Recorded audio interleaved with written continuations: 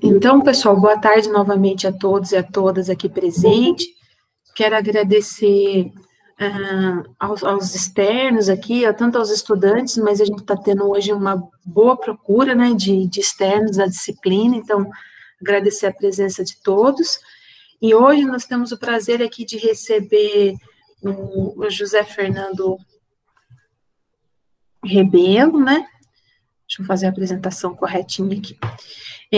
O José Fernando, ele é biólogo e engenheiro agrônomo.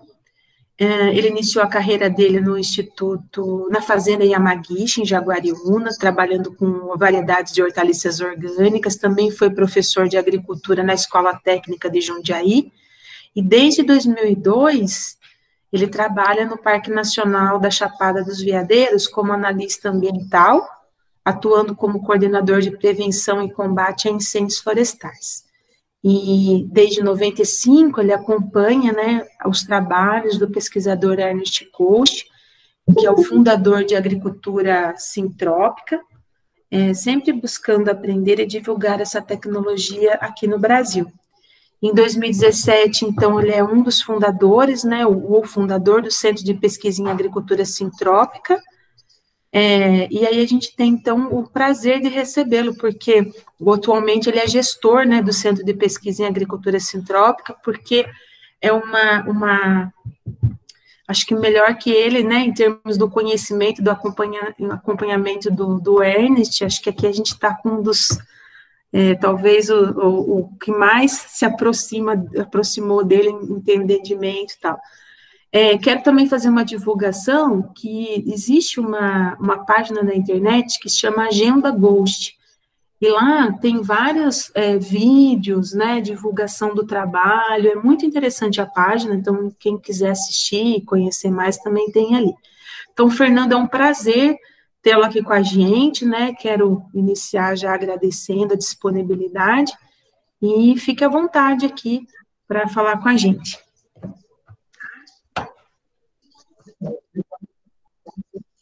Obrigado, Anastácia. Eu agradeço você aí pelo convite, né, para conversar assim, que a gente precisa muito no mundo hoje, é que as pessoas se empoderem para tomar conta da agricultura, assim, é fundamental um curso como esse.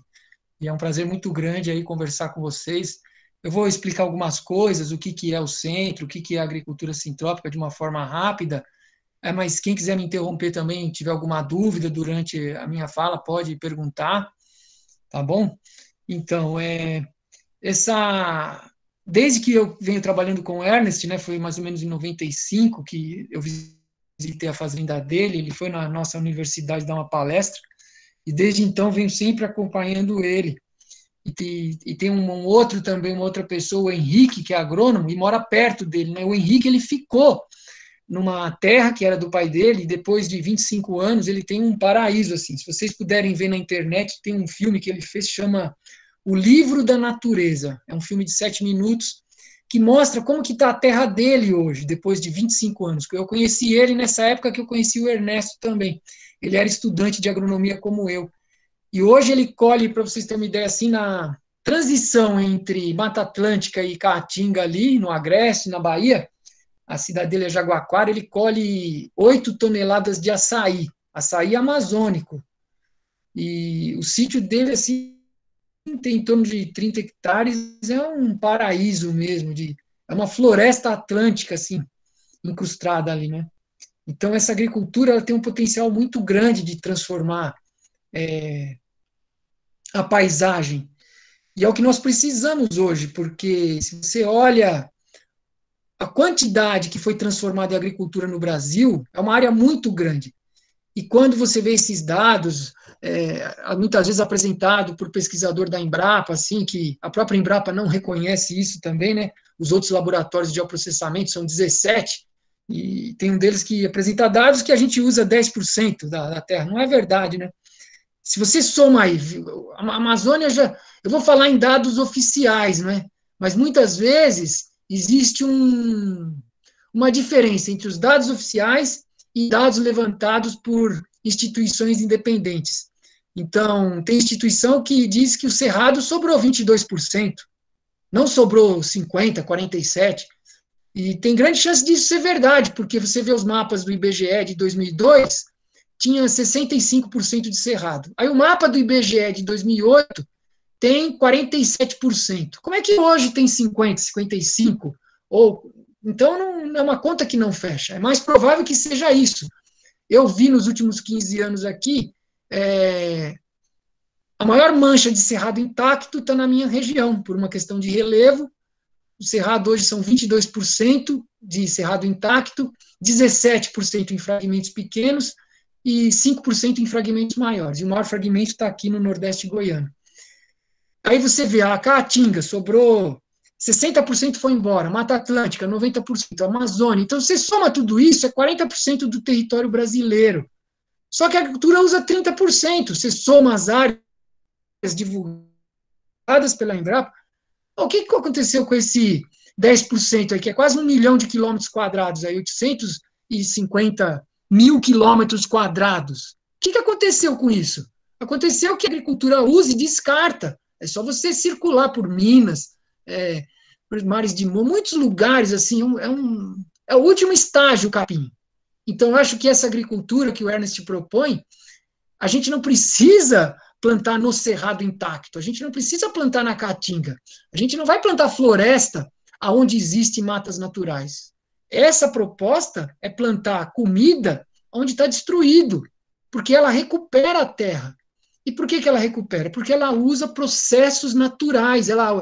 A gente sai de um paradigma de morte e destruição, que é esse paradigma, vamos dizer, da agricultura convencional aí, vamos dizer, dos 12 mil anos, talvez, né? Ou dos 150 anos.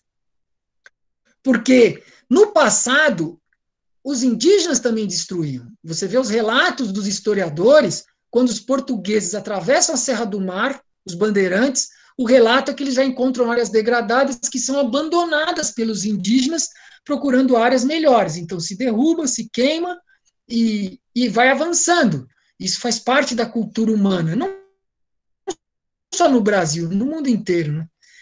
Então, é essa terra que nós temos hoje, e que muitas vezes ela é barata, que se você entende como o planeta funciona, e você trabalha com os processos que a vida usa 3 bilhões e meio de anos para fazer a vida prosperar, então essa transformação é muito rápida. Nós temos muitos exemplos de alunos do Ernest, outros agrofloresteiros, que muito rapidamente converteram uma paisagem degradada de deserto em uma área verde. O Henrique mesmo, ele tem um projeto agora na Caatinga, você vê a imagem de satélite, você vê um pontinho verde, assim, de 2 hectares. Aí você vai ampliando, em volta, parece que queimou. Aí eu perguntei para ele, Henrique, mas isso aí queimou? Ele falou, não, Fernando, isso aí é a seca na Caatinga. É assim mesmo, é preto. Fica quase preto. E tem aquele ponto verde. O que ele fez? Então, o último projeto agora que ele está fazendo, eles precisaram de um trator D50, como se chama, um trator de esteira para subsolar a área, de tão dura que estava, assim. Depois que a matéria orgânica vai embora, vira aquele tijolo, né? Isso é em Ribeirão Preto, onde a gente está trabalhando agora, a compactação chega a 70 centímetros. 70 centímetros, precisa de um trator de 200 HP para descompactar. E isso porque era cana em cima. E aí ele plantou lá na Caatinga palma forrageira, sisal, piteira, e aí transformou a paisagem. Planta em alta densidade, poda, ou seja, planta as plantas que podem crescer naquele lugar, né? E isso é na Caatinga. Aí, para a Mata Atlântica, são outras plantas, para o Cerrado são outras plantas, para a Amazônia são outras plantas, e nada impede da gente usar exóticas, que você vê a Mata Atlântica quando se degrada, vem plantas do Cerrado. Você encontra lobeira, cambará, que são plantas típicas do Cerrado, de um lugar mais seco, e aparecem lá. Aqui na minha região, quando a gente recuperou uma área, uns 10 anos atrás, começou a aparecer um cipó depois de 5 anos. Um agricultor que foi me visitar falou assim, olha, esse cipó aqui é de terra boa. Eu falei, não fui eu que plantei. Apareceu aí, os animais trazem. Então, assim, a vida no planeta, ela... quando a gente dá um passo em direção ao planeta, que entende como o planeta funciona, e dá um passo nessa direção, a vida dá 1000 passos na nossa direção. Então as coisas andam muito mais rápido. Então a agricultura sintrópica é isso, é entender como as florestas se reciclam, como que uma área deixada em pousio, que é uma estratégia milenar, né, dos agricultores, deixar uma área em pousio, por que ela recupera a fertilidade? Então, a gente acelera essa recuperação por meio da poda, por meio de plantar em alta densidade e por meio de escolher as plantas adequadas, as plantas que crescem naquele lugar sem adubo. E quando a gente faz isso, planta uma diversidade em alta densidade, a gente replica os processos naturais. E aí a gente não tem problema de doenças, não tem problema de pragas, então não precisa usar agrotóxico, não precisa usar veneno. É uma coisa que você já economiza aí para um sojicultor, é R$1.000 por hectare, o custo, R$1.100 é o custo de veneno por hectare. E com o tempo, a gente acha que não vai precisar nem usar mais adubo, porque você plantando árvores no sistema de produção, em filas, podando, tudo mecanizado, podando elas mecanizado, triturando, isso vai trazer muita lignina para o sistema. E quando você vê os trabalhos daquele pesquisador já falecido, Gilles Limé, que era um canadense, que é adubação com madeira ramial triturada. Madeira ramial é madeira de ramos, né, que ele usava até 8 centímetros. Ele fez... ele vê os experimentos, você vê os experimentos dele assim, batata, 500% a mais de produção, morango, 500% a mais, tomate, 1000% a mais, usando madeira ramial triturada. Isso porque Gilles Limé não trabalhava com a madeira que ele podava no local, ele trazia a madeira de fora, triturada, e fazia o experimento. Se ele trabalhasse isso que Ernest ia sugerir para ele até, eles tinham um encontro marcado, e Gilles Limé veio a falecer uma semana antes, que era plantar as árvores no local que você poda elas. Ia dar um outro efeito, que é um efeito de informação de crescimento por influência das micorrizas, a planta rebrota, aí você estimula, transmite essa informação de crescimento pelas micorrizas, e a comunicação no solo transmite para todo o sistema esse crescimento, né? Então, o que nós fizemos foi assim, foi um pouco... eu não me considero até um pesquisador. O que eu quis é assim, vamos enfiar uma bandeira, porque Ernest, agora que tem algumas teses, que ele está entrando na academia, o conhecimento dele está entrando há pouco tempo. São há 10 anos, vamos dizer, que tem teses de mestrado, um pouco mais, Fabiana, a primeira tese de mestrado e doutorado, buscando explicar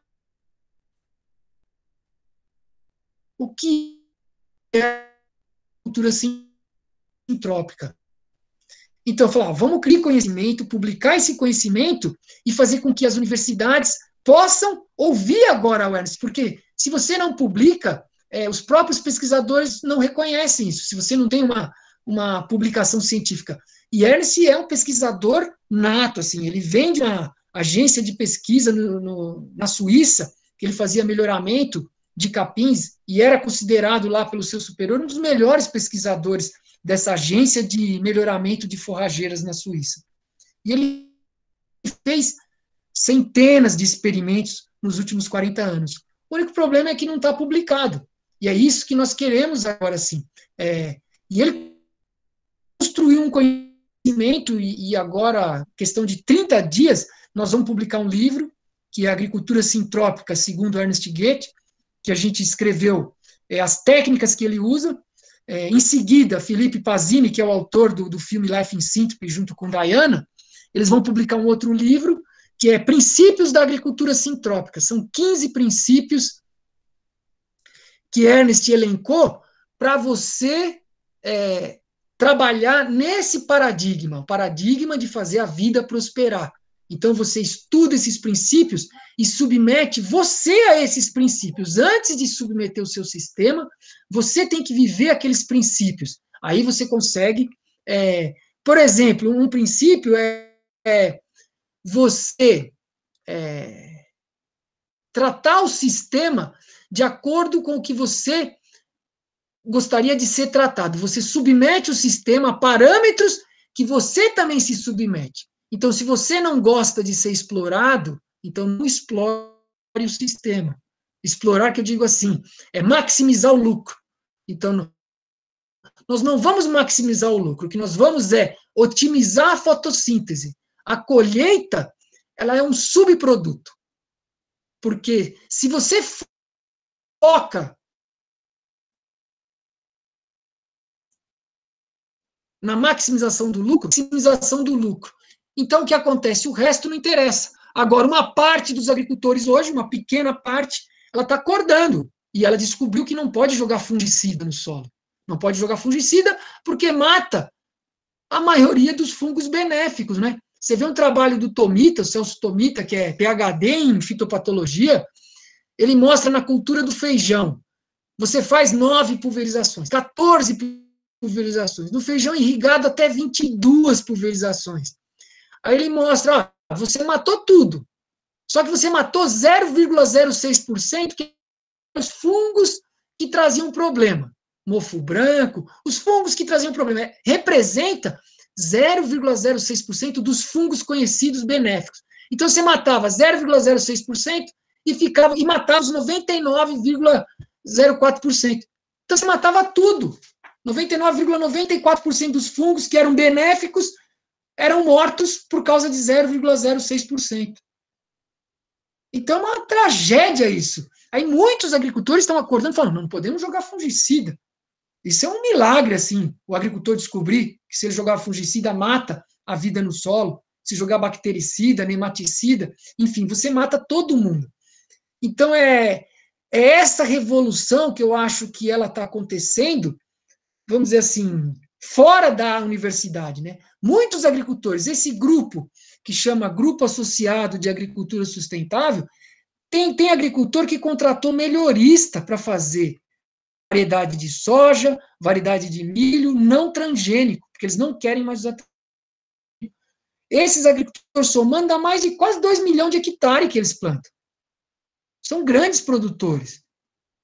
Então, nós estamos no ponto hoje, agora em São Paulo mesmo, faz uns 15 dias, Ernest visitou 2 empresas que vão fabricar os protótipos para as máquinas serem usadas em sistemas arborizados, sistemas de larga escala, que pode ser para pequena, para média escala, são máquinas leves e que podem ser para qualquer escala. Mas nós estamos focando na larga escala porque é a agricultura que mais destrói, né, vamos dizer assim. Um agricultor pode destruir 100 mil, 200 mil. Então, se para um agricultor familiar, você precisa de 200 agricultores. Por isso que quem fabrica a máquina também foca no grande, porque ele fala assim, vou vender uma colheitadeira aí, 2 milhões de reais. Quanto que ele queria faturar para vender uma micro colheitadeira para um agricultor familiar? Teria que vender um monte para faturar 2 milhões. Então é melhor vender para um e fatura o mesmo valor.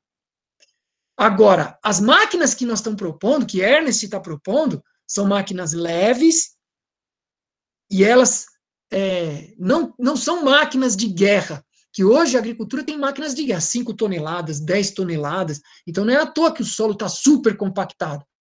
Então a gente está fazendo já, é o 4º ano, 3º ano, que a gente está fazendo experimentos, testando assim, qual capim combina com qual grão, porque o sistema, a ideia é que ele seja perene, né? Que tenha capim nas entrelinhas dos grãos, e aquilo seja perene o ano inteiro, filas de árvores podadas, com capins, e a soja, o milho, o sorgo, o algodão, a cana, tudo plantado nessas entrelinhas de árvores. As máquinas entram, cortam o capim, trituram, podam as árvores a 5 metros, e essas árvores podadas a 5 metros, nós já temos o resultado da Fazenda da Toca.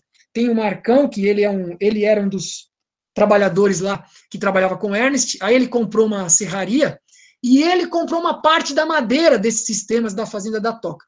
Então, o que ele falou? Destopando a madeira a 5 metros, a madeira aumenta a densidade. Ele cortou o eucalipto da área não podada e da área podada, eucalipto pelita.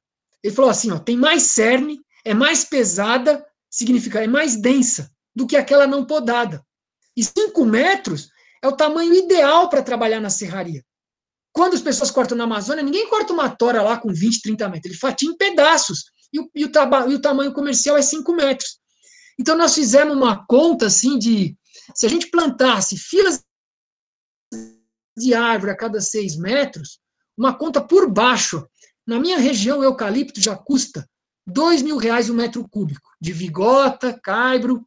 O mogno, o preço histórico dele é $700. Então, vamos dizer, se está R$ 5 o dólar hoje, R$ 3.500. Isso daria mais de 40 milhões de reais se você plantasse em 50 hectares. E o Marcão cortou o eucalipto com 6 anos. Tem mogno nesse sistema de despontado, ele está com 30 centímetros, com 6 anos. Então, nós vamos ter que esperar 25 anos para cortar o mogno. Eu acredito que com 12, com 15 anos, corta o eucalipto com 8, depois corta o mogno, alternado assim, mogno, eucalipto,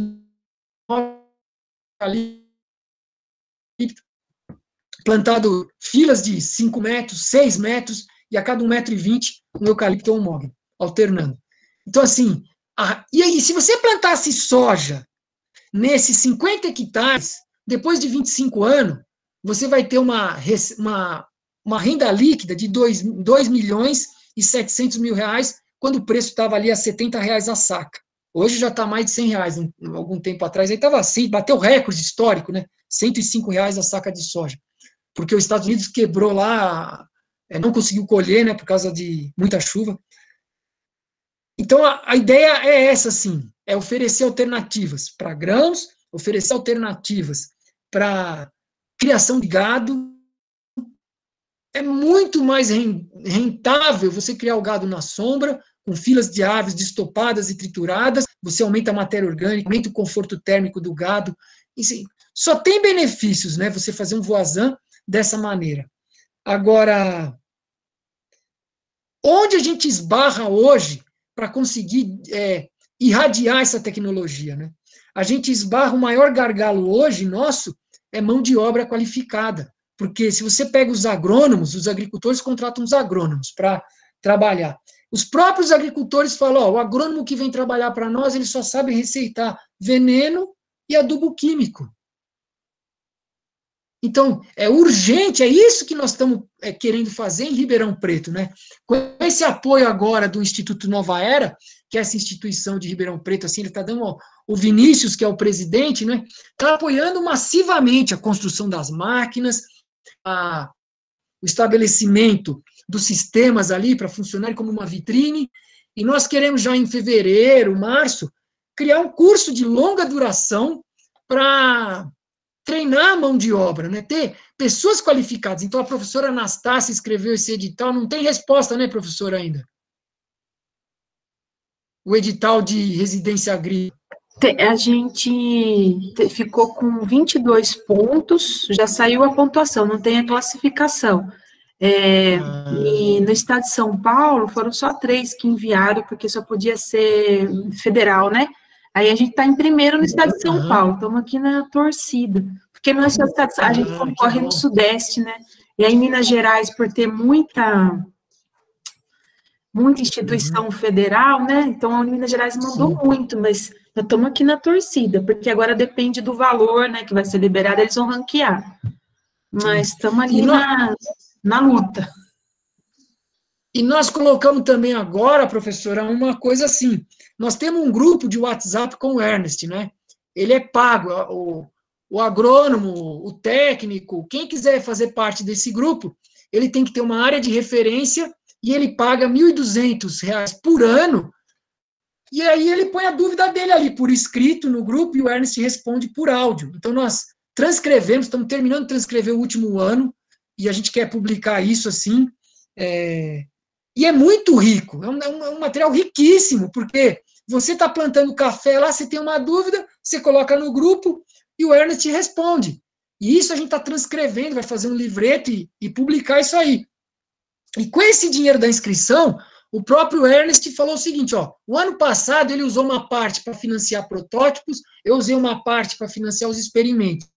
Ele falou, vamos usar todo o recurso para financiar estudantes que vão trabalhar ou em Ribeirão, ou aqui no Cerrado. Então, a gente vai até aumentar esse número, né? Em vez de ser só 5, nós podemos aumentar a gente ainda está recebendo inscrições dos estudantes, aí, os agrônomos que estavam filiados, os técnicos que estavam filiados, eles tiveram até 15 de setembro para renovar a participação no grupo. Agora a gente está elaborando para divulgar no nosso site, lá no cps.org, quem quiser se inscrever, ele vai mandar um filme, a gente ainda vai divulgar isso, da área de referência dele. O que é a área de referência? É a área que você faz o seu sistema, que você planta, é ali que você aprende. É uma exigência do grupo que cada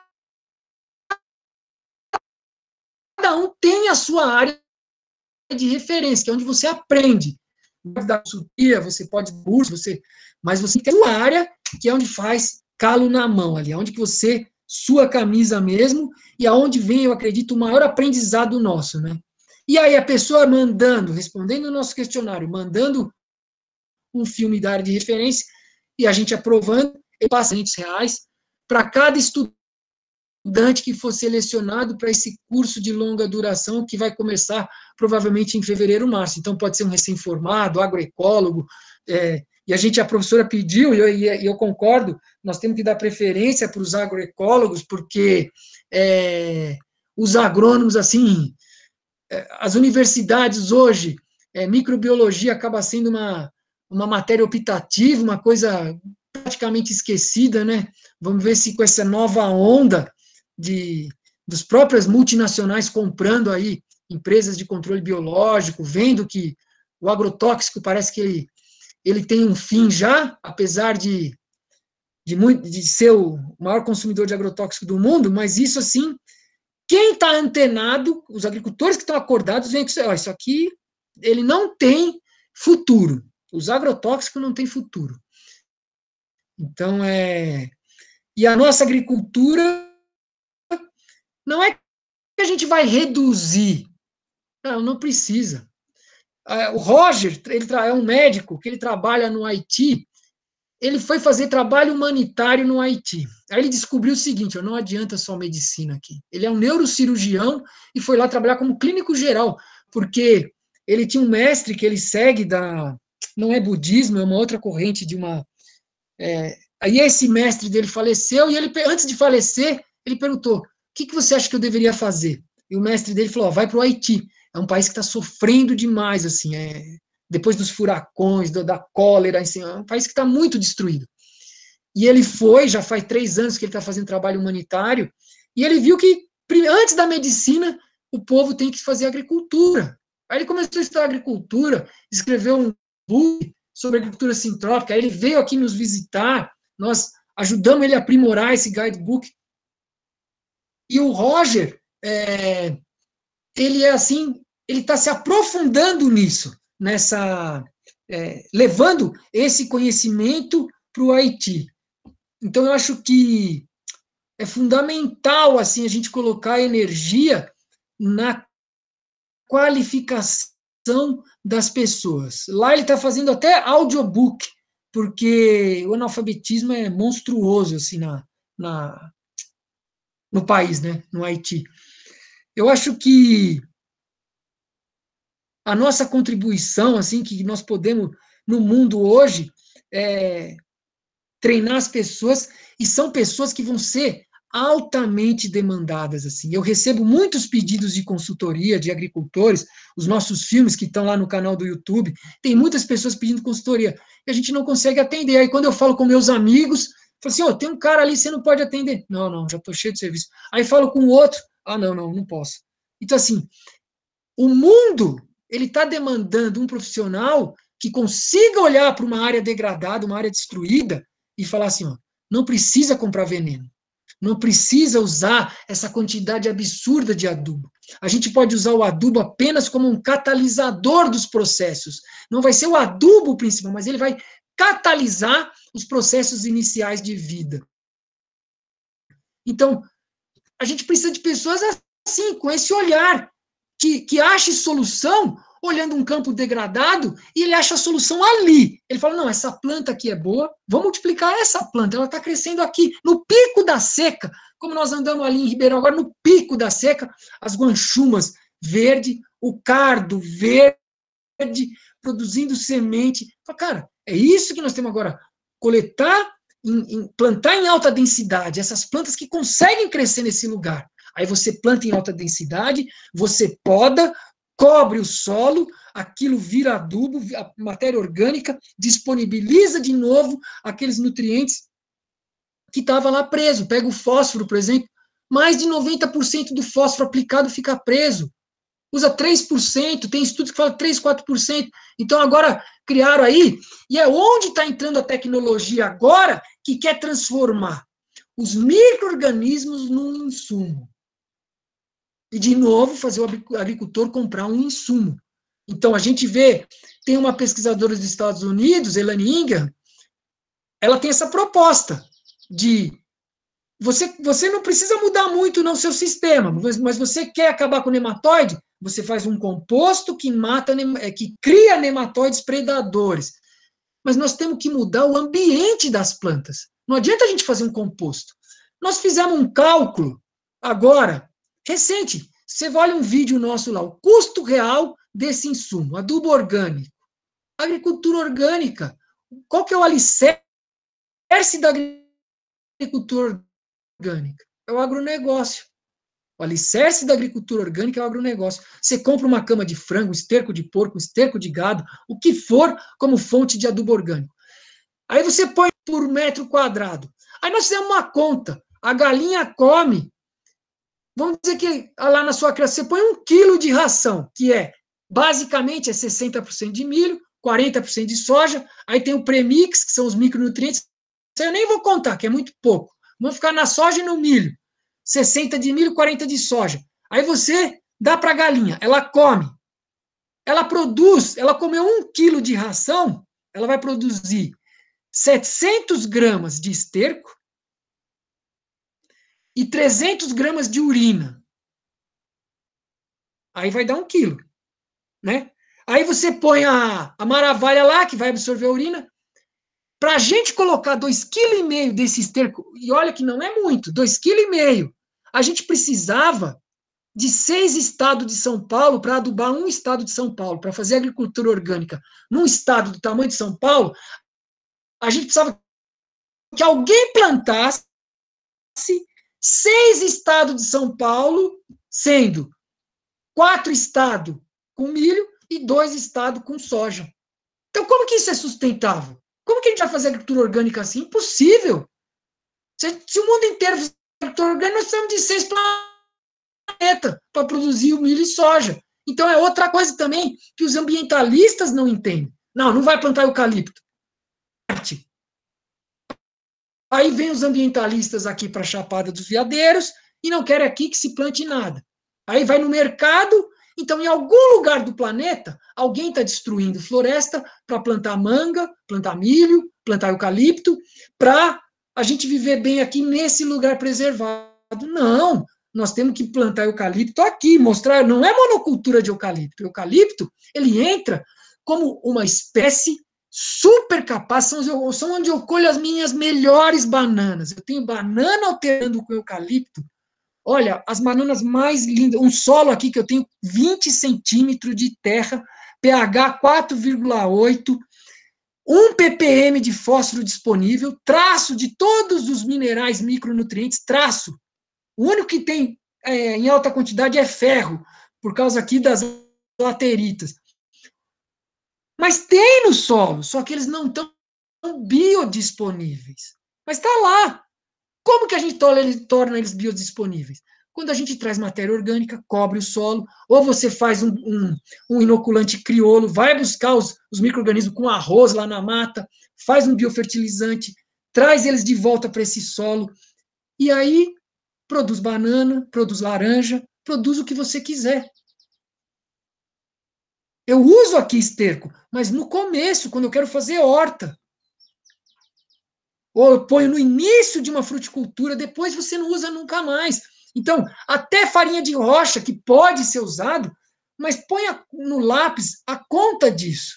Para a gente rodar aqui, a farinha de rocha mais próxima que eu tenho está a 550 quilômetros. Tem que vir uma carreta que faz 1 quilômetro, 1 litro de diesel, roda 1.100 quilômetros, gasta 1.000 litros de diesel.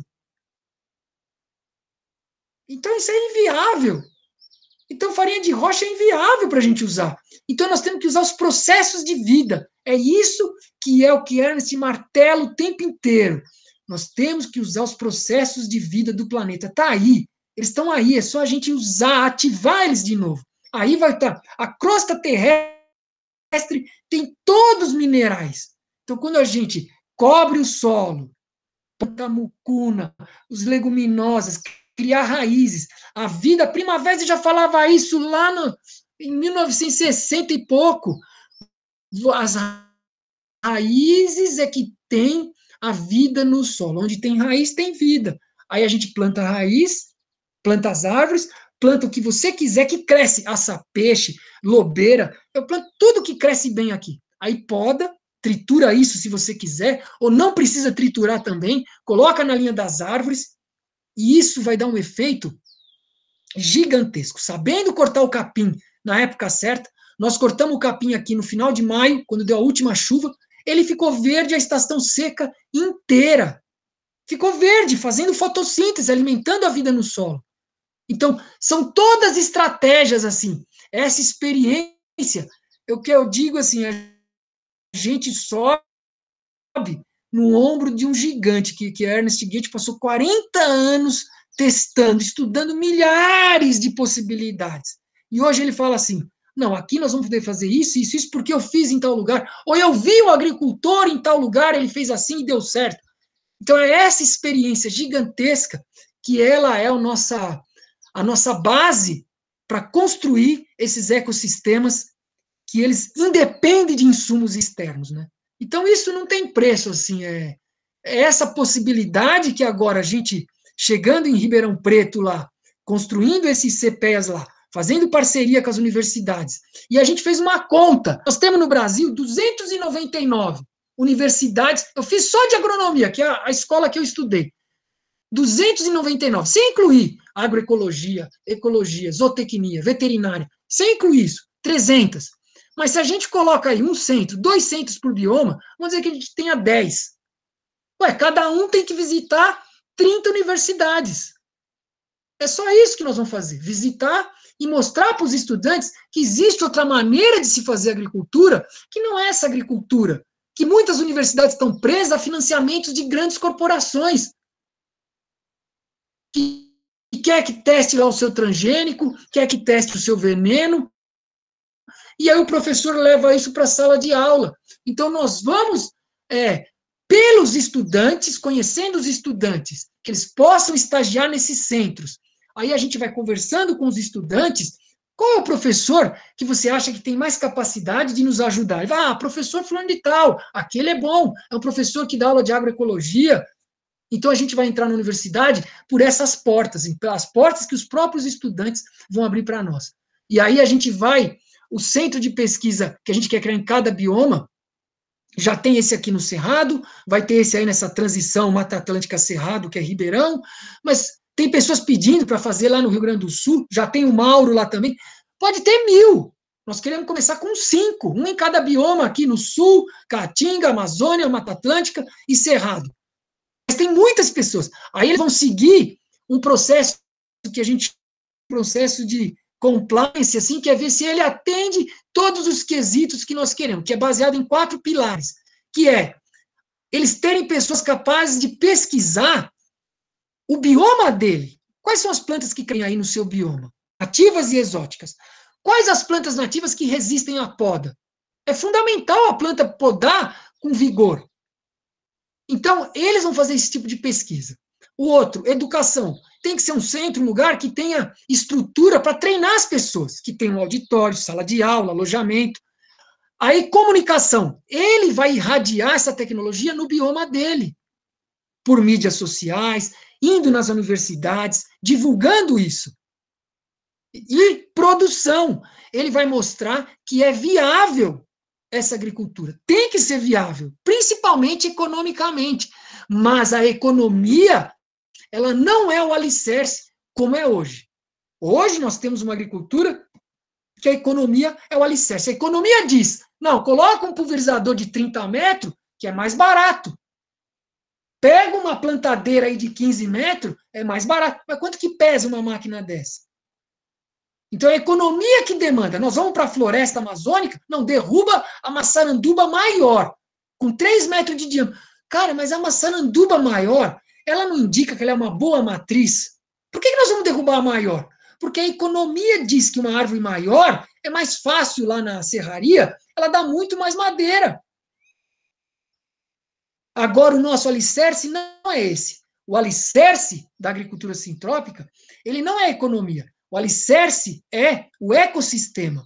Então, o ecossistema diz as leis. Ele diz às leis, ó, isso aqui tu pode fazer. Cobrir o solo é obrigatório. Então, as leis são dadas, as leis naturais são dadas. Então, as leis são dadas e nós temos que acatá-las. Isso é a base de tudo, é a base da agricultura. O social pode conversar com a economia, pode conversar com a filosofia, os valores da tecnologia, mas a tecnologia não dialoga com o ecossistema. Não. O ecossistema diz, ó, não pode entrar a máquina pesada. A tecnologia tem que se virar para fazer uma máquina leve. Então, esse é o cerne dos princípios que Ernest propõe. Nós vamos fazer o que o planeta diz que nós temos que fazer. Se a gente quer viver no planeta até o Sol se extinguir, então nós temos que fazer o que o planeta demanda, não o que os seres humanos demandam. O que os seres humanos demandam, nós já estamos vendo, isso aqui não dá certo. Não dá certo porque nós estamos vendo para onde está indo. A chuva na minha região, chovia até 2007, 2.000 milímetros. Com o desmatamento louco aí de 55 mil quilômetros quadrados por ano, está chovendo 700, 800, 900. Faz 4 anos que está chovendo isso. E isso que ocasionou o grande incêndio de 2017, que foi assim uma destruição. Nós vamos publicar esse documentário agora e mostrar que isso aí também é um tabu entre os estudiosos de Cerrado. É um tabu. Você não pode falar de fogo, porque se você falar assim, ó, o fogo no Cerrado, tem fogo? Tem, mas ele é natural. O fogo que queima grandes áreas, ele não é natural. O fogo que queima pequenas áreas, ele pode ser natural. E a gente está provando isso, porque eu trabalhei desde 2005 até 2020, 16 anos aqui, 14 anos, eu monitorei 120 mil hectares. Em menos de 24 horas, qualquer foco em 120 mil hectares, a nossa brigada estava lá para combater e a gente sabia a causa do incêndio. 99,5% causa criminosa, seres humanos que atearam fogo. 0,5% fogo natural. Então, e a gente mostra as áreas que não queima, só tem 2 que eu conheço aqui. E eu nem falo onde é, porque os piramaníacos vão querer botar fogo lá. Essas 2 áreas, uma não queima há 22 anos e a outra não queima há 36 anos. Se tu vê a área que não queima há 36 anos, de fogo antrópico, aí ela faz jus ao nome cerrado, que significa fechado. Você não consegue andar de tanta árvore que tem. É uma floresta, não é uma floresta de 30 metros, não. É uma floresta de 5, de 8, de 10 metros de altura. Fechado. Tem pouquíssima gramínea no chão, estratificada, com vários andares, mas tu não anda lá dentro. De tão trançada que são as árvores. Eu fui numa outra área que vamos dizer, pela botânica clássica, seria classificado pela ecologia clássica como campo úmido, que é aquelas áreas embrejadas, cheias de capim. Era um campo úmido em 2003, a última foto de satélite. Depois de 98, ela não queimou mais. Aí a foto de satélite de 98 a 2003 é campo úmido. O tempo vai passando, começa a pipocar a árvore, porque não tinha fogo. E até caiu raio caiu 2 vezes raio, mas queimou meio hectare. Esse vale tem 150 hectares. Então, hoje está virando uma floresta, depois de 22 anos sem queimar. Então, o Brasil inteiro foi floresta. O Sul foi floresta. A Caatinga, o Cerrado, praticamente o Brasil todo, com as suas especificidades. Não pense em floresta, Amazônia, Mata Atlântica, Serra do Mar. As florestas típicas de cada lugar. Não existia tanto campos abertos. Outra fisionomia, né? Então, Aí a gente chega no, que eu diria assim, o coração da agricultura sintrópica. Você tem que ter sempre esse objetivo em mente. Ah, você vai plantar na sua área agora uma floresta? Tá, qual que é o seu objetivo? É reproduzir a forma e a função original daquelas florestas que existiam aqui antes. Então, eu vou fazer a mesma função e vou ter a mesma forma das florestas originais desse lugar. É diferente de restaurar, porque eu não tenho mais as espécies. Muitas se perderam. Mas a forma eu vou ter. Eu posso usar eucalipto, eu posso usar mogno da Amazônia, posso usar andiroba, posso usar aroeira, enfim. Posso usar árvores de outros biomas, posso usar exóticas, acácia-manjo, plantar aqui em São Paulo, eu podo elas, e elas vão criar quem? Elas vão criar as árvores da minha floresta do futuro. Se for em Sorocaba, seria a peroba rosa, que lá você vai ver o Salão das Armas Brancas lá de Dom Pedro, umas vigas de 30 metros, assim, um negócio maluco. 150 anos sustentando aquele telhado. Aí você vai nas matas lá, as perobas não saem desse tamanho aqui assim. Não tem 20 centímetros de diâmetro das perobas. Porque crescem lentamente. Então, o jequitibá. Tem um jequitibá em São Paulo, famoso aí, gigante. Mas tinham milhares, né? Então, são esses. Mas quem vai criar o nosso jequitibá? Quem vai criar a nossa peroba? Pode ser um eucalipto. Nós podamos ele produz muita folha, aí estimula o nosso jequitibá a crescer. Aí, quando o jequitibá ultrapassa os 5 metros, a gente corta o eucalipto no pé, aduba com as folhas dele, com a casca, e vende a madeira para a serraria. E a gente estabelece uma floresta diversificada, que o subbosque pode ser uma plantação de citros, uma plantação de café, uma plantação de lixia, uma plantação de banana prata, e em cima nós temos uma floresta atlântica, mas embaixo nós produzimos comida. Então, eu acho que isso é recriar o paraíso na Terra, em vida, assim. Nós vamos criar o nosso paraíso nessa vida mesmo. A gente não precisa morrer para buscar um paraíso. Não, vai ser nessa vida mesmo criar um paraíso para todos os seres humanos. E se você olha o livro da Margulis, Microcosmos, no final do livro tem uma tabela que ela mostra o tamanho de terra que precisava o ser humano para produzir comida. Então, o homem neolítico, há 35 mil anos, está aqui o livro. Os caçadores paleolíticos, eles precisavam uma família. Eu estou estipulando uma família 5 pessoas, ou 4, coloquei 4. Eles precisavam de 1.000 hectares, os homens no paleolítico, os seres humanos, né? A família, mulher, homem, pai, mãe e as crianças. Os povos, há 35 mil anos, os povos neolíticos que descobriram o arado há 8 mil anos atrás, para você sustentar uma família, precisava de 10 hectares. Os camponeses medievais, para sustentar uma família, precisava de 0,67 hectares. Há 1.000 anos, para sustentar uma família, 0,6 hectares. Os cultivadores de arroz indiano, há 100 anos, precisavam de 0,2 hectares. Os cultivadores japoneses de arroz, 0,064 hectares. Então, se a gente tivesse, a gente pode alegar, não, mas eles caçavam mais. Não, mas eu estou falando comida, vamos dizer comida, fruta, grãos. Se a gente tivesse uma tecnologia dos medievais, dos camponeses medievais, para sustentar 420 milhões de habitantes da América do Sul, a gente precisava de 4% da América do Sul. 4%. Mas vamos provar 20%. 4% da América do Sul tem 1,6, são 17 milhões de quilômetros quadrados. Isso aí dá 1,7 bilhões de hectares. A gente ia plantar em 170 milhões de hectares para sustentar 420 milhões de seres humanos. Mas mesmo que a gente pudesse plantar assim no dobro, que fosse 1 hectare por família, a gente tem 1,7 bilhões de hectares, a gente plantaria em 420 milhões de hectares. Isso aí dá o quê?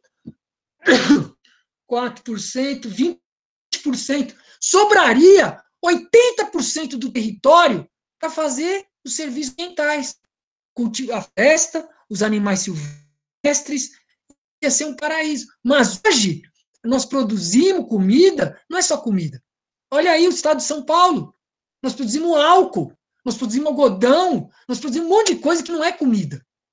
Usa milho para fazer glicose, para fazer. Usa muitas demandas que não são comida. E não tem área que basta. Então, nós conseguimos inverter o ditado que diz assim: a invenção é a mãe da necessidade. Nós invertemos esse ditado. A necessidade é a mãe da invenção. Nós criamos um celular, isso aqui agora é uma necessidade. Então, cada vez mais surgem invenções e a gente faz aquilo se transformar numa necessidade. Então, é fundamental, e está acontecendo cada vez mais isso, a gente criar uma rede de agricultores que consiga ligar diretamente à cidade. Isso é fundamental. Então, você vai ver lá a loja da reforma agrária, lá no Rio Grande do Sul. Eu não tô dizendo que tem que ser pequeno agricultor, eu estou dando um exemplo. Vai lá. O arroz lá na loja não aumentou. Está o mesmo preço. Por que está o mesmo preço? Porque o agricultor está plantando arroz e vendendo na loja lá, a maior produção de arroz orgânico, né?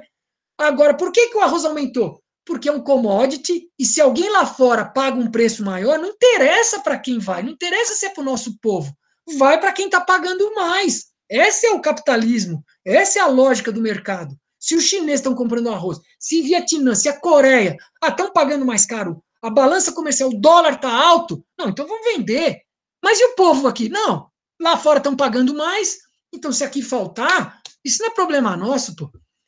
Então, é isso que também é fundamental. Os projetos que deram certo de agricultura sintrópica, de agrofloresta, foi aqueles que conseguiram fechar a cadeia. O agricultor se preocupa em produzir, ele coloca o produto dele na porta, e uma cooperativa, uma organização de agricultores, pega o produto, vende e deposita o dinheiro na conta dele. Ele não tem que ir lá no mercado, acordar de madrugada.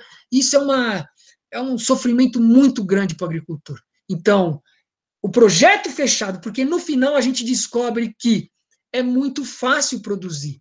O mais difícil é entregar no mercado. E se a gente entrega um projeto para o agricultor que é assim, ó, você não precisa mudar nada. O senhor quer produzir mandioca? Vamos ajudar o senhor a produzir mandioca. O senhor quer criar porco? Vamos ajudar o senhor a criar porco. Só que tem um jeito de criar porco aqui que não tem cheiro nenhum. Você só descobre que tem porco quando tu vê o porco. Aí tu vê o porco e fala, nossa, tem porco aqui. É porque não fede. Porco é um bicho limpo. Se você quer produzir mandioca, vamos produzir mandioca, e a mandioca vai criar a sua floresta do futuro. Nós vamos fazer tudo o que o agricultor quer, mas a gente vai, aos poucos, aumentando o repertório dele. Essa foi a estratégia que funcionou maravilhosamente bem lá com o Nelson, na Coopera Floresta, um dos fundadores da Coopera Floresta. A gente faz o que o agricultor já sabe fazer, mas a gente procura oferecer uma outra maneira de fazer aquilo que ele já sabe fazer. E a gente soma, porque ele conhece, os agricultores mais velhos conhecem a floresta. Então, ele já conhece aquelas árvores. Só que ele não sabia que podia usar as árvores dessa maneira. Para você ter uma ideia, no Rio Grande do Sul, quando chegaram lá os colonos, os italianos, polonês, alemão, tem no livro do Jorge Vivant, eles derrubaram uma área de araucária que dava 200 quilos de pinhão, pode ser uma araucária só, centenária, 200 quilos de pinhão. Na área da araucária, deu 60 quilos de trigo. Mas dava 200 quilos de pinhão. Mas não tinha pinhão na Europa, eles entraram aqui. Então, essa é a ideia. Assim, nós temos uma riqueza hoje que o mundo quer. O mundo quer a diversidade do Brasil. Isso você vê, gerente da Nestlé, gerente da fábrica da Ama Chocolate, fala, olha, você tem farinha de jatobá? Tem, aqui no Cerrado, isso aí é mato. Mas não está organizado. Não tem a liquidez de uma cabeça de gado. Então, nós temos que organizar isso. Isso seria um papel de governo. Fazer essas máquinas para a agricultura não precisa ser um papel de um pesquisador. Não. Isso é a agricultura do futuro. Tinha que ser um papel do governo absorver isso. Como nós recebemos agora. Nós recebemos um convite. Se fosse os Estados Unidos, seria o MIT lá. Massachusetts Institute of Technology, do MIT. Se fosse nos Estados Unidos. Mas foi da Alemanha, Fraunhofer Institute. Eles entraram em contato conosco e falaram assim, nós queremos ajudar a desenvolver essas máquinas. E nós estamos há vários anos pelejando no Brasil. e vem um instituto da Alemanha de renome e fala assim, não, nós vamos ajudar vocês a desenvolver essas máquinas. O que nós precisamos agora é só treinar os jovens para eles serem essa pessoa que vai para esses lugares irradiando essa nova tecnologia. Isso, assim, eu vejo a coisa mais urgente, urgentíssima, as pessoas se apoderarem disso, porque é muito diferente da agricultura convencional, é muito diferente. A agricultura convencional trabalha em duas dimensões, largura e comprimento. Nós trabalhamos largura, comprimento, altura, tempo, você vai plantar, tem um tempo certo, a sucessão natural, são muitas dimensões. E a gente tem que fazer como se fosse uma ecoalfabetização, assim, a gente foi alfabetizado a ler e escrever, agora nós temos que ser alfabetizados como o planeta funciona, assim, e pegar essa funcionalidade e colocar ela em linha, esquematizar. Aí isso fica mais claro para o agricultor. E outra, é fundamental o acompanhamento dos agricultores ser de longo prazo. Nós tivemos exemplo de projetos que duraram 4 anos. O agricultor colhia 800 quilos de mamona por hectare em monocultura na Caatinga. Um deserto. Se tu ver a foto, é um deserto vermelho, aquelas mamona ressecada assim. Aí começou a fazer policultura, um projeto do Henrique com o Ernest lá. Eles colheram, na mesma área, na mesma região que eles colheram 800 quilos, 2 toneladas de mamona, 400 quilos de feijão, 1.000 melancia, 50 quilos de gergelim, guandu, palma forrageira, uma infinidade de fruta. Cara, é os solos mais férteis do Brasil. A Caatinga, por causa da falta de água, pouca chuva, não é falta de água. Chove 400 milímetros, mas é muita chuva se tivesse vegetação. São os solos mais férteis que nós temos, é um paraíso. Então, quando você planta o conjunto certo, o conjunto que sabe lidar com aquele ambiente, a produção explode. E aí tem que ser a longo prazo. Quando o projeto acabou em 4 anos, o que aconteceu? Aqueles agricultores voltaram para trás. Voltaram a produzir mamona e monocultura. Cara, mas eu perguntei, Henrique, o que aconteceu? Qual que é o problema, cara? Por que os caras voltaram? Fernando, são muitos fatores. Se a gente não acompanhar por longo prazo para aquele filho dele crescer vendo a policultura, o pai abandona por crítica das pessoas ao redor. Nós somos um animal social, uma pressão ao redor dizendo que você é maluco, que o que você está fazendo está errado. A maioria... Olha o Mário Lago aí em Ribeirão. A maioria dos agricultores receberam um projeto e abandonaram. Eu liguei lá, tem 2 ou 3 perseverantes, que é o Paraguai, Zaqueu, que estão lá perseverando, mas a maioria abandonou, porque não teve esse acompanhamento de longo prazo. Então, isso é fundamental, um acompanhamento de longo prazo, para aquilo na família ficar enraizado mesmo. Ele entender que isso aqui funciona, isso aqui é o futuro. Você pode viver muito melhor e trabalhar na sombra. Acho que é isso, professor. Acho que eu falei demais, né? Não, acho que a sua fala foi excelente. Gostaria muito que tivesse ouvido aqui, que estivesse presente mais estudantes da graduação de agroecologia também, porque foi uma injeção de ânimo aí, quando eles escolhem um curso que talvez também pela própria pressão social, como você também diz, a insegurança, né, fique ali até um abandono do curso e tudo mais, e você deu aqui um sopro grande de esperança, né, e de que eles tenham, que eles vão ter, assim, até me emociono, mas que eles vão ter futuro aí para trabalhar e estar se encaixando nesse mercado, né, mas foi excelente. Gostaria de abrir, então, para perguntas, né, se alguém tem alguma pergunta, quisesse aqui colocar, ou alguma contribuição, fica à vontade. Não sei se vocês estão postando no chat também. Estão só falando que bom que ficou gravado, maravilhoso isso. Não sei se alguém tem alguma dúvida, alguma pergunta, quer fazer alguma colocação, contribuição, fica à vontade, pessoal.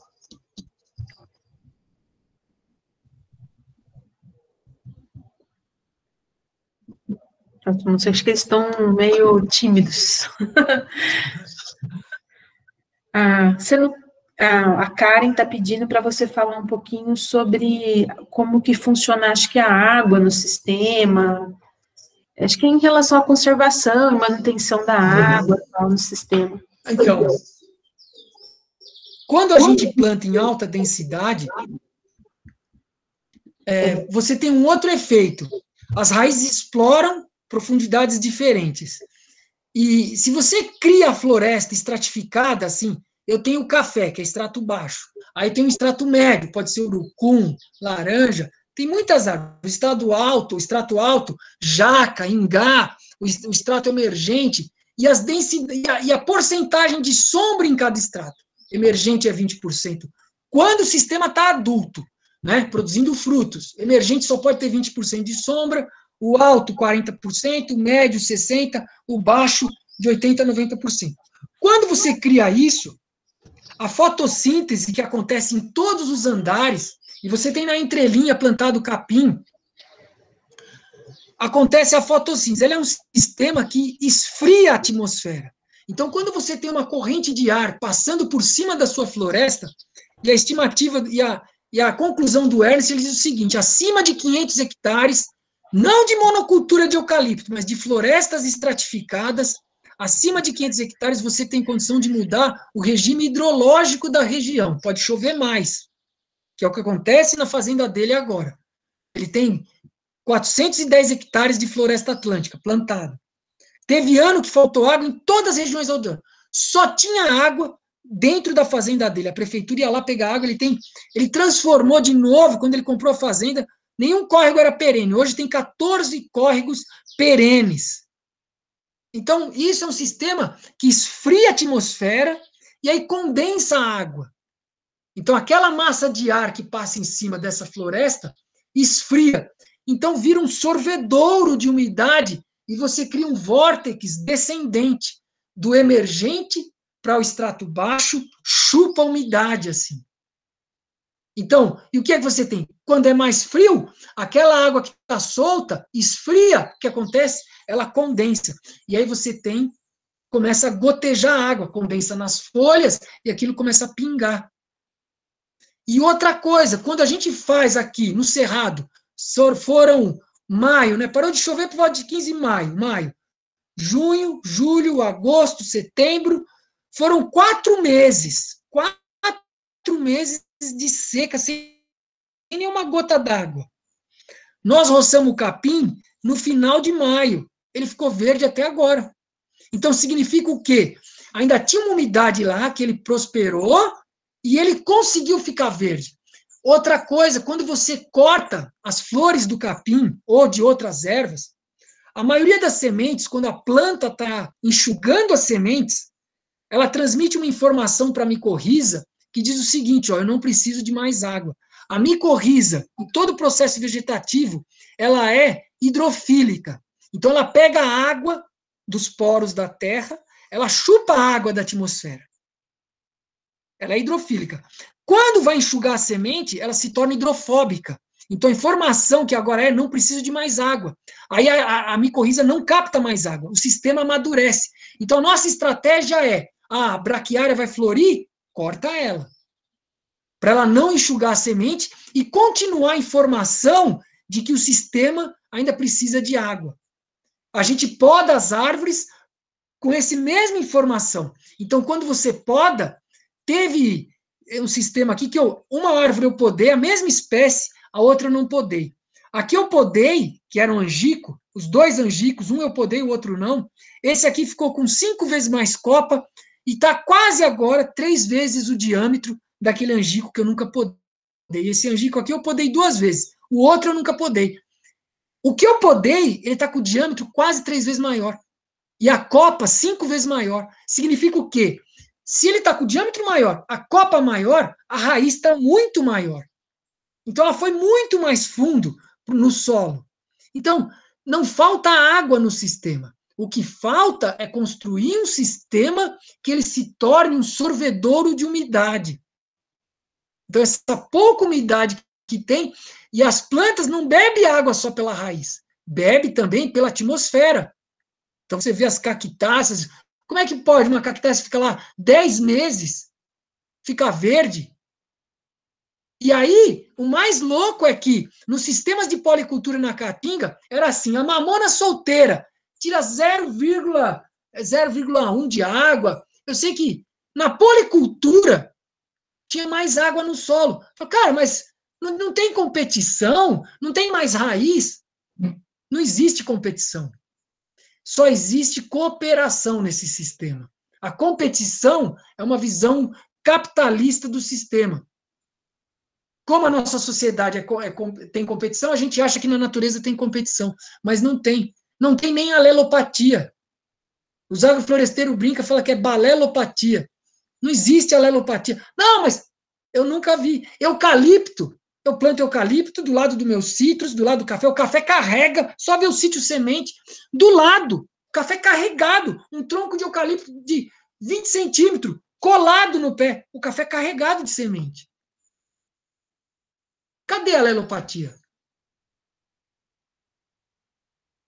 É a maneira da gente fazer os consórcios, usar as plantas.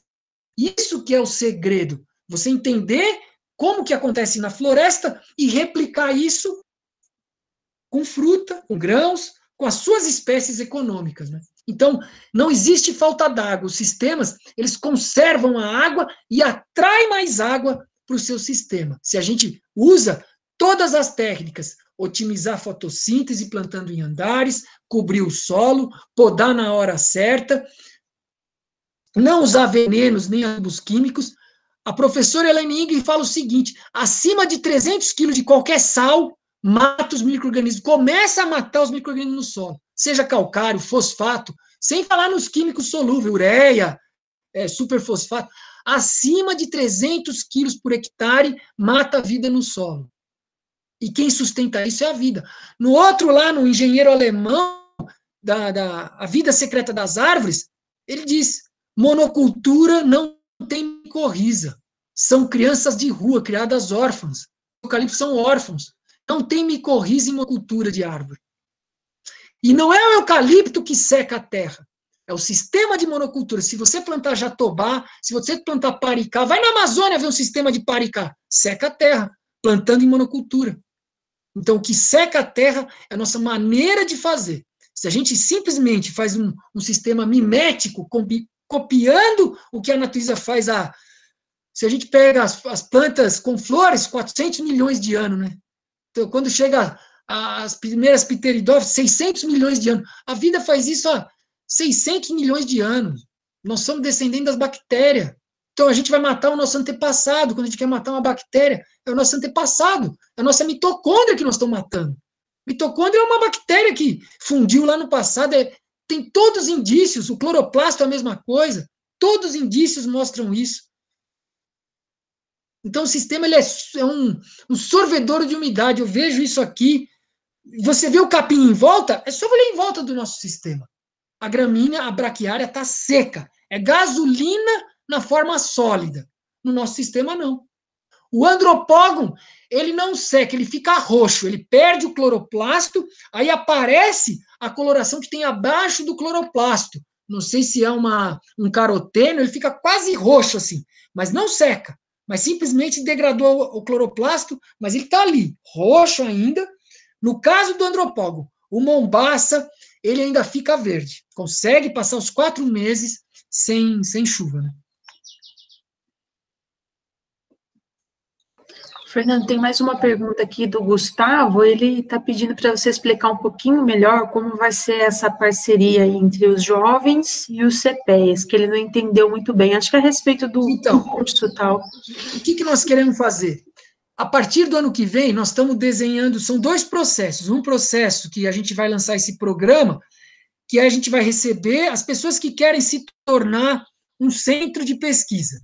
E tem aquelas pessoas que não querem se tornar um centro de pesquisa, ele quer ser um agricultor filiado, ou ele quer ser simplesmente nem agricultor, ele quer ser um simpatizante, então vai ter essa categoria.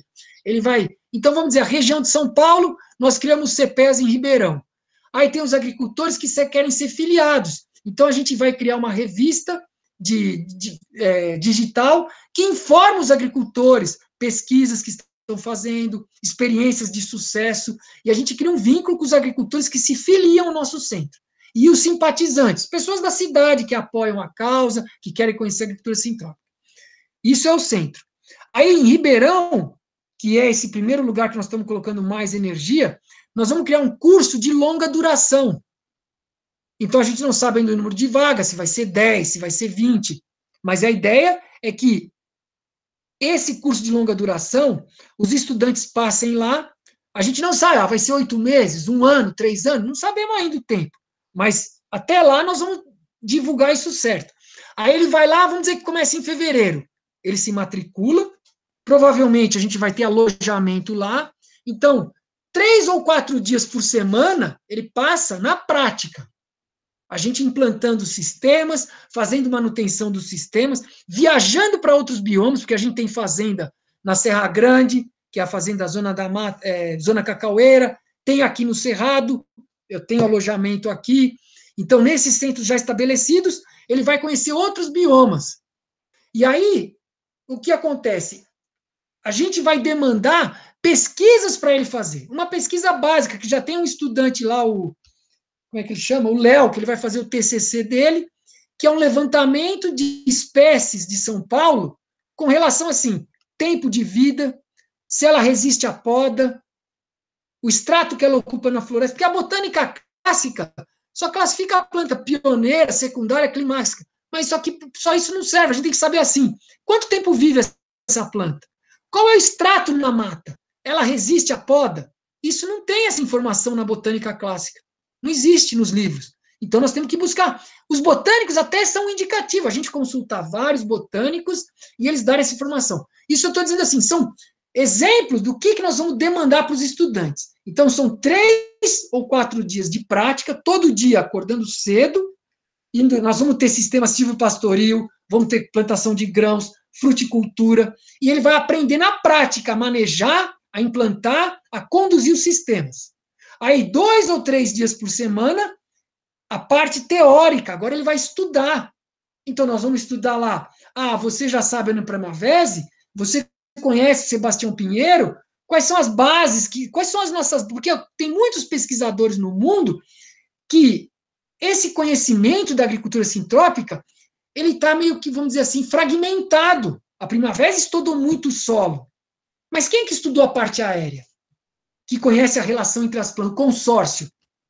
Então, você tem que estudar vários pesquisadores que têm livros publicados, ou Sebastião Pinheiro, ele tem livros sobre cromatografia de Pfeiffer, farinha de rocha, agrotóxico.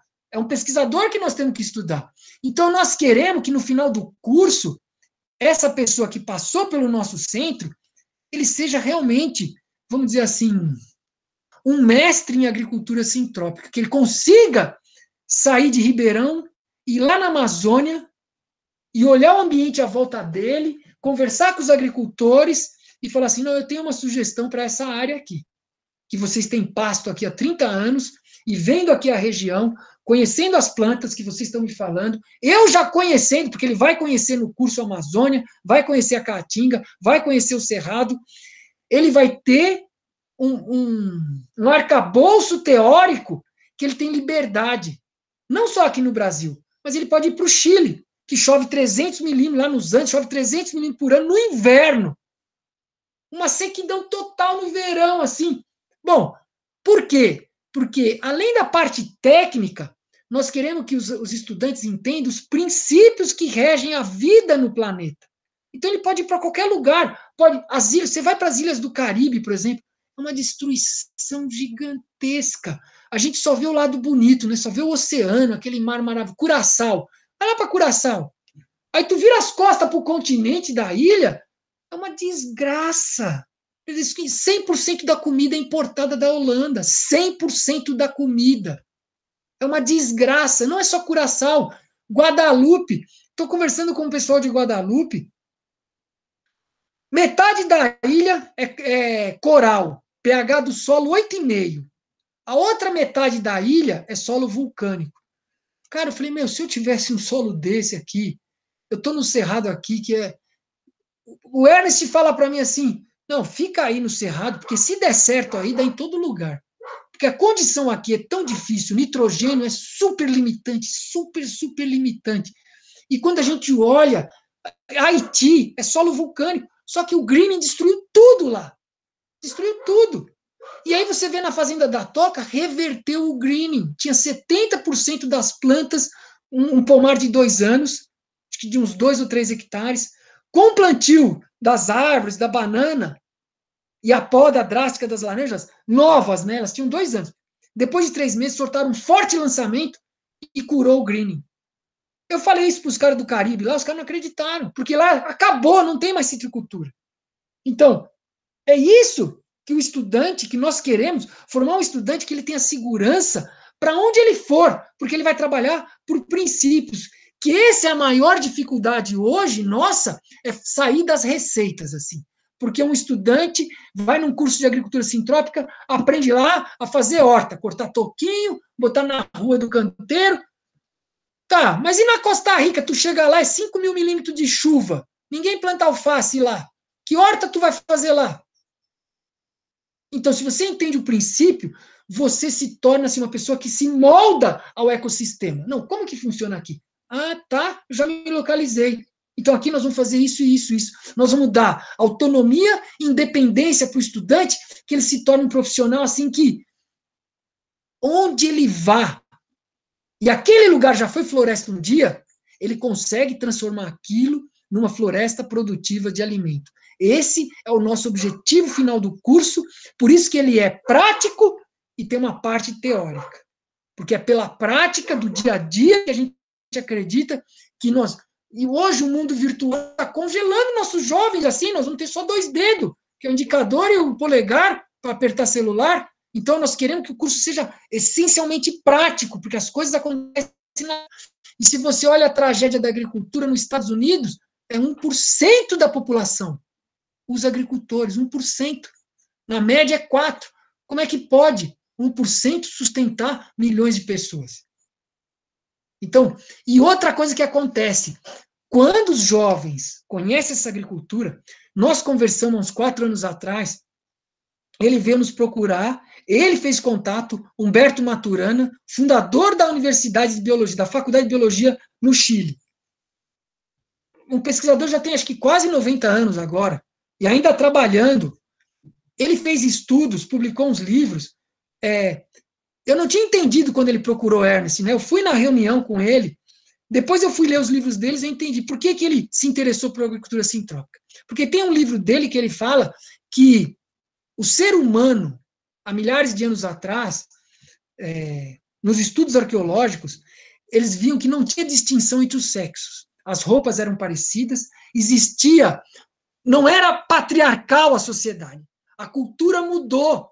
Por isso que hoje a gente está numa sociedade patriarcal que oprime a mulher, mas era uma sociedade matrística. Não era matriarcal também, era matrística. Era uma combinação harmônica entre o homem e a mulher, e eles consideravam, os seres humanos dessa época, a natureza sagrada. Aí, quando ele vê a agricultura sintrópica, ele fala, cara, essa agricultura que nós temos que fazer, porque a gente olha para a natureza e fala assim, tudo é sagrado. Quando a gente olha para uma lobeira, que ela é escorraçada, queimada, destruída, a gente fala, não, essa aqui é uma planta sagrada. Quando a gente olha para uma braquiária, que os agricultores querem destruir, joga glifosato, não, essa é outra planta sagrada. A natureza tem tesouros em qualquer lugar, a gente vê tesouros. Tem muitos tesouros, em qualquer lugar tem. Então, é isso que quando eu acho que muitos jovens que fazem os cursos, ou pessoas de 40 anos, 50 anos, tem vários que chegam no final do curso e falam para o Ernest, Ernest, você mudou minha vida. Porque eles olham, eu acho que eu entendi isso, que existe a gente abre a porta de uma ancestralidade que está adormecida no nosso cérebro. Os nossos ancestrais, eles tinham uma harmonia entre nós e a natureza, né? E com o patriarcado, a gente perdeu isso. O patriarcado chegou, começou a dominar a natureza, ele dividia as manadas com os lobos. Isso está no livro dele. E agora os seres humanos decidem matar os lobos, instituir uma nova cultura. Então tem que procriar para criar a manada, aumenta os seres humanos, e essa cultura se sobrepõe à cultura matrística e dizima a cultura matrística.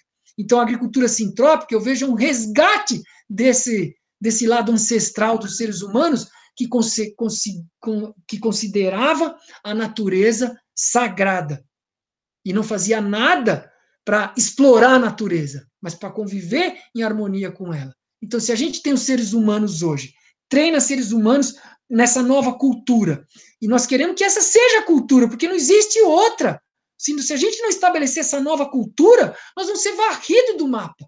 Um chacoalhão do planeta varre a gente do mapa, que é o que está acontecendo. Vão ser distúrbios gigantescos, distúrbios sociais, convulsões sociais, se a gente não trabalhar em harmonia com o planeta, se a gente não estabelecer essa nova cultura de considerar a natureza sagrada, né?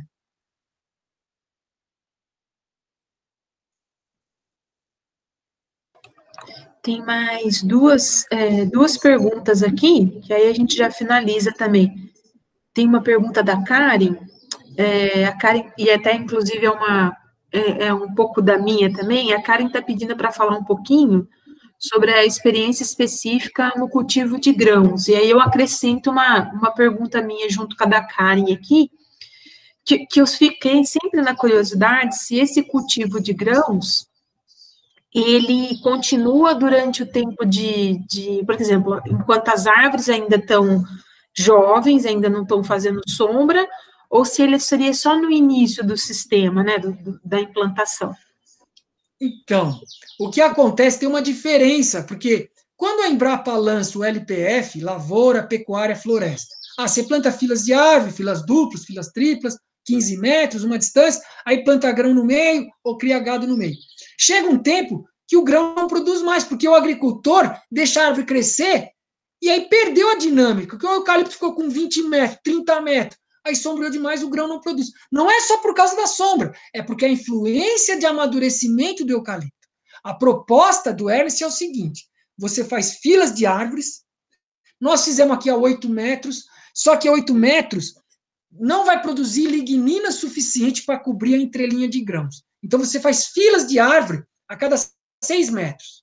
Então, aqui na fila, de 1,20 m a 1,20 m, plantando eucalipto, mogno, eucalipto, teca, eucalipto, árvores de lei com eucalipto. Enfim, não precisa ser eucalipto. Tem árvore melhor. Pode ser araribá, só que o eucalipto cresce muito rápido no início. Agora, o eucalipto, ele tem uma certa... Às vezes, ele rebrota um pouco embaixo. Então, se a gente pega mogno africano, cedro indiano, araribá, guapuruvu, eles rebrotam muito em cima. Guapuruvu até não é muito bom de poda, mas a gente escolhe árvores que soltam brotos quando é podado em cima, a 5,5 metros, ele só solta galho em cima. A gente não quer que solte galho embaixo. Então, quando a gente poda o eucalipto, a gente deixa 4, 5 orquetas ali, galinhos, que vai estimular que ali seja a copa de novo. Então, vamos dizer, eu estabeleci o sistema. Vou plantar soja. Está lá o mombaça com 2 metros de altura, 6 metros, cheio de mombaça, e aqui as filas de árvore, com mogno africano, cedro indiano, eucalipto, tá.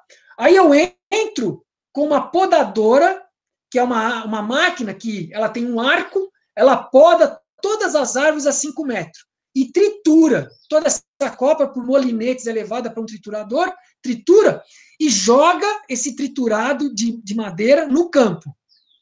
Então, nós já tivemos um efeito de cobrir o solo com lignina e folha das árvores. E a lignina é o humus estável, né? Produz humus estável no solo. Aí você entra com a plantadeira, ela vai fazer várias operações. Ela vai cortar o capim e triturar. Aí, atrás da plantadeira, atrás desse corte de trituração, ele abre, desenlera, 18 centímetros só. Ele afofa a terra com uma enxada rotativa e um subsolador pequeno. Atrás cai a semente, pode cair o adubo, pode cair o fermentado de micro-organismos, e um rolinho aperta a semente, e outro enleirador traz o capim e faz uma leira, só aqui, ó, onde caiu a semente, que está aberto. Então, nós não vamos ter... Isso substitui o glifosato. Os agricultores conseguiram se livrar de tudo. Conseguiram se livrar dos venenos. Quem está acordado, né? A maioria ainda usa. Mas tem agricultor que há 6 anos, acho que já faz 8, que eu conto essa história toda hora. já não usa adubo químico, porque ele está usando micro-organismos, cobre o solo, farinha de rocha, ele não põe mais adubo químico. E não joga mais fungicida. Agora, do que eles não conseguem se livrar? Do glifosato. Então, esse sistema abafa tudo, vai nascer a soja, o milho, só aqui, o resto está coberto com capim. Então, não abandona o glifosato. Aí, no ciclo da cultura, entra uma ceifadeira que ceifa a entrelinha, a ceifadeira fracionada. Ela corta a entrelinha, não corta o grão. Então, nós fizemos milho, 3 vezes o corte. Soja, 5 vezes. Então, isso não precisa ser máquina pesada. Máquinas leves, com energia solar. Então, é isso que nós queremos desenvolver com o Fraunhofer Instituto da Alemanha. Robôs. Robôs com GPS que entram e a tecnologia consegue fazer tudo isso hoje. É ridículo. Nós conseguimos fazer celular, pô. Não vai conseguir fazer uma maquininha que vai ceifar, aí corta o capim e lera de novo. Quando você desenlera, você vê os risóbios da soja na flor da terra, assim. Risóbios desse tamanho, grande. Então, nós fizemos aqui o primeiro plantio, nós nem inoculamos a soja, porque eu nunca tinha plantado soja. Fui inocular a soja com 70 dias, ainda deu 48 sacas por hectare. Ah, tá abaixo da média, que é 50, 53. Não, mas vamos fazer num agricultor agora. Aqui até solo com 2 ppm de fósforo disponível. Zero de veneno. Usamos zero, nada. Deu um ataque de besourinho que foi insignificante. E aí, você colhe a soja e pronto. Aí as árvores rebrotam, o capim cresce e você faz outro ciclo depois e por aí vai. Pode fazer. Teve um dos experimentos que a soja ficou tão forte que ela plantamos de metro, largura de 1 metro, 100 mil plantas por hectare. A soja ficou tão vigorosa que ela fechou e matou o capim. Ficou 60 dias fechado, fechou tudo. Aí agora eles falaram, não tem problema, a gente planta o capim de novo, que é barato plantar capim. Então, com esse sistema, a nossa ideia, a ideia que a Ernst tem é que resolva um dos maiores problemas, que os agricultores ficaram dependentes do glifosato. E está chegando ao ponto que não é só os agricultores, não. Está chegando a um ponto extremo que até quem está fazendo restauração dentro de unidade de conservação está usando experimento com glifosato. Então, como é que pode a gente validar um experimento de restauração com glifosato? É melhor deixar a braquiária lá. Então, hoje é possível recuperar, já tem gente fazendo no Paraná recuperação mecanizada sem usar veneno, só usando a força da braquiária. Tem um vídeo que nós fizemos lá, a revolução de uma palha. Assiste no nosso canal no CPES. A revolução de uma palha. Você pode fazer tudo mecanizado, com enxada rotativa, enleradeira, segadeira. Como dominar um pasto e plantar floresta nele sem usar uma gota de glifosato? Usando a força da braquiária. Então, isso vai ser para tudo, para soja, para sorgo, para milho. O que acontece, professor, é assim. A gente precisa de um empenho que nem foi para o genoma humano. Foram vários laboratórios no mundo para decifrar o código. Eu não sei se serviu para muita coisa, mas se juntou. E quem descobriu lá, foi assim por questão de dias que eles iam patentear, foi do grupo lá dos laboratórios públicos, um pesquisador, nem se ele era pesquisador, mas foi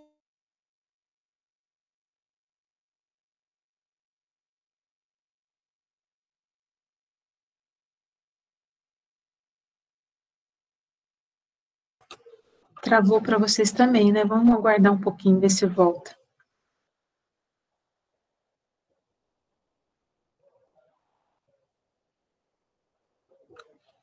Vou mandar uma mensagem aqui no WhatsApp dele, senão ele fica falando sozinho, coitado.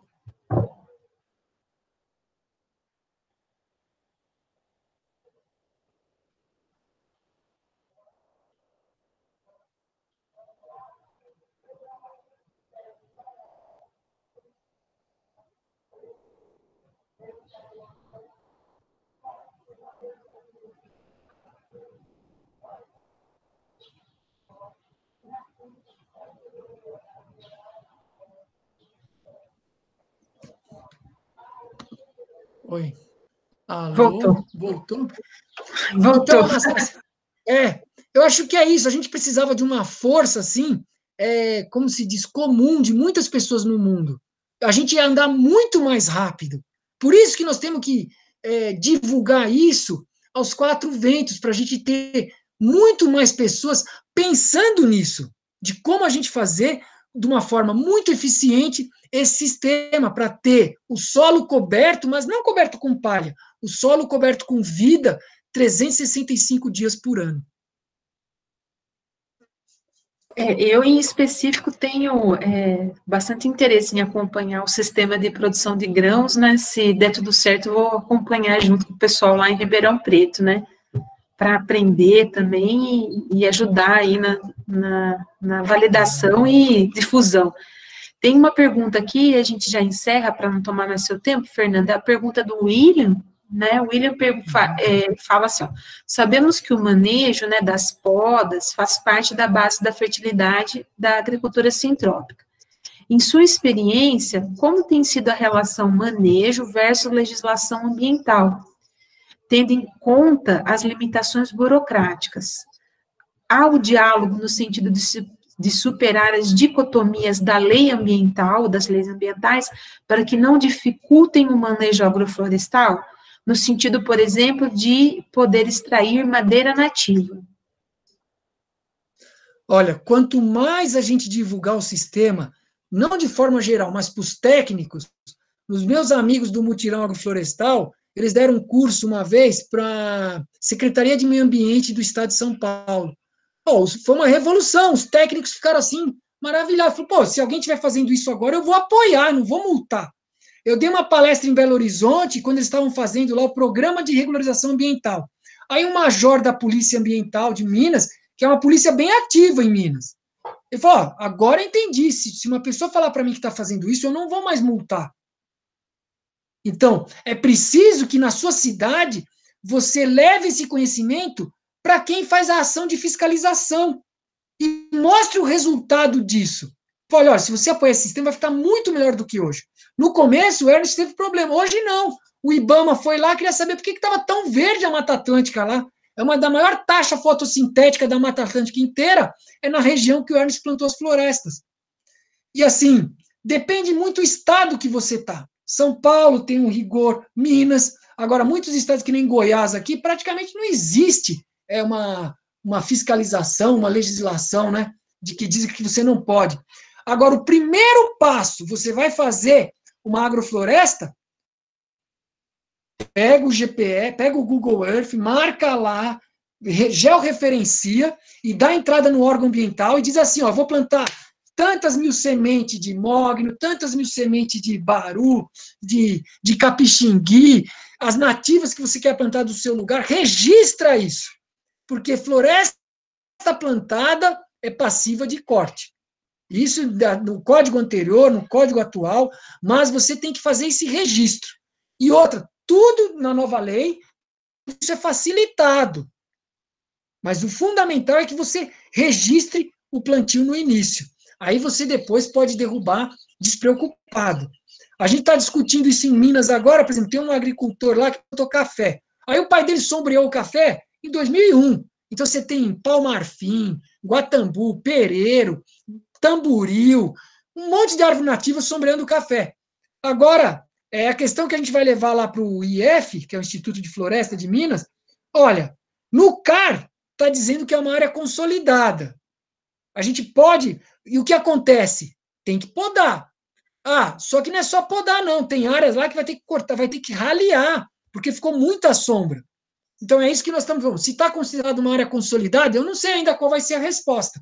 Mas já é um passo a mais, que não está dizendo que é uma mata primária, né? Se o CAR da sua propriedade diz ali que é uma área consolidada, é o quê? É uma área que eu estou fazendo agricultura. Bom, então se você está fazendo agricultura, ela está fora da área de reserva legal, APP, e o Código Novo facilitou demais isso. Se a sua propriedade tem menos de 4 modos fiscais, você pode fazer agrofloresta até na beira do rio. Se você tem a APP que foi destruída antes de 22 de julho de 2008, você é obrigado a recuperar. Mas você pode recuperar com agrofloresta. E cada estado criou uma legislação, aí você tem que consultar o seu estado, que diz assim, que é o Programa de Regularização Ambiental. Aí ele vai dizer, São Paulo já tem lei que diz assim, o Código Federal diz 50% é de nativas, 50% pode ser exótica. Mas aí o seu estado vai dizer, tá, mas tem que ter X espécies de nativas. Mas aí você pode fazer, e o módulo fiscal ele varia de 10 a 110 hectares, depende da fertilidade. Cada cidade tem um módulo fiscal. Só digitar aí no INCRA, tu acha o tamanho do módulo fiscal da sua região.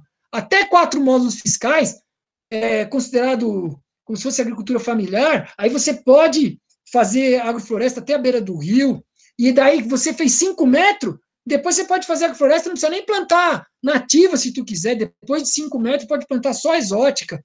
Então teve muitas facilidades, assim, beneficia a quem quer fazer da forma correta, mas também prejudica aqueles que querem destruir mais, né? Vamos encerrar aqui, né, Fernanda? Mas só o Marcelo está perguntando, não sei se você vai conseguir responder. Ele perguntou em qual órgão que deve fazer esse registro, né? Âmbito municipal, estadual ou federal, Você né? vê, se a sua cidade for grande, a cidade tipo Ribeirão Preto, aí ela tem, provavelmente lá, ela já tem uma equipe que licencia. Agora, quando a cidade é muito pequena, eles não têm condição de pagar um biólogo, de pagar um engenheiro, alguém, aí você tem que procurar o Estado. Aí seria o órgão estadual de meio ambiente de São Paulo. Agora, uma cidade como Ribeirão, provavelmente tem na sua Secretaria de Meio Ambiente os técnicos que fazem esse registro. Então, o primeiro passo é procurar a sua cidade, a prefeitura da sua cidade, e se informar lá.